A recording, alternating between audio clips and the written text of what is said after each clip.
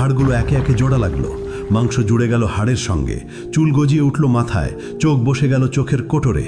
প্রতিটি মানুষ দাঁড়িয়ে গেল একে একে, ধুলো মাটিতে ঢাকা, অবাক, নগ্ন, ভীত আর কাঁপছে। তারা জিজ্ঞেস করল, কে আমাদের ঘুম থেকে জাগালো? তারপর তারা মনে করল সেই ভয়াবহ সত্য। তারা বলতে লাগলো, হায় আফসোস, আমাদের নবীগণ সত্য বলেছিলেন, এটাই সেই প্রতিশ্রুতি যা দয়াময় আল্লাহ দিয়েছেন। এই চিৎকার ছড়িয়ে পড়ল চারদিকে, প্রতিধ্বনিত হলো আর্তনাদ। কিন্তু এখন অনেক দেরি হয়ে গেছে। ভয়ঙ্কর ভয় বিরাজ করছে সবখানে। তারা পালানোর জায়গা খুঁজছেন, কিন্তু নেই। তারা লুকানোর জায়গা খুঁজছেন, কিন্তু তাও নেই। তারপর দূর থেকে ভেসে আসছে কণ্ঠস্বর।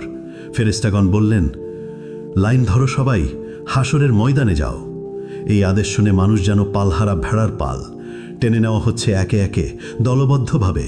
কাঁপতে কাঁপতে হাঁটছে, শ্বাস আটকে যাচ্ছে, হৃৎপিণ্ড দ্রুত কাঁপছে। তারা ফিসফিস করছে, ইয়া রাব্বি, ইয়া রাব্বি।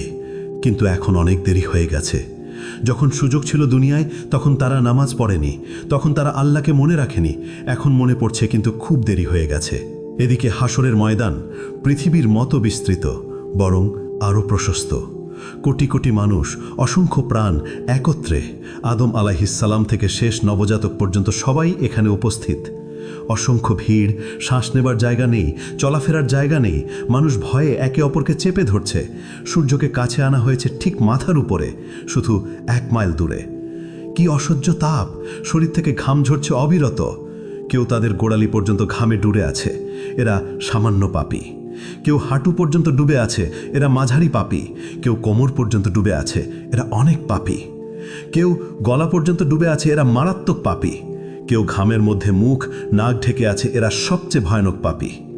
তারা ঘেমে ডুবে যাচ্ছে, কিন্তু মরতে পারছে না, কারণ মৃত্যু আর নেই।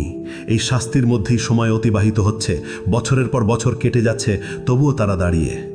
হাসরের ময়দানে 1000 বছর গেল, 2000 বছর গেল, 3000 গেল, 5000 গেল, 10,000 গেল, এইভাবে 50,000 বছর চলে গেল।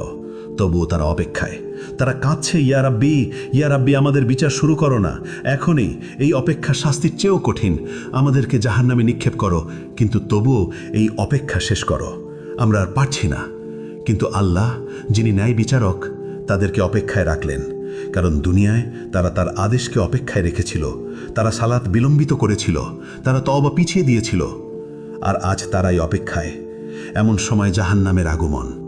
হঠাৎ দূর থেকে একটা ভয়ঙ্কর শব্দ ভেসে এলো, যেন 1000 আগ্নেয়গিরি বিস্ফোরিত হচ্ছে, যেন লক্ষ ভূমিকম্প একসঙ্গে ঘটছে। শব্দ ক্রমশ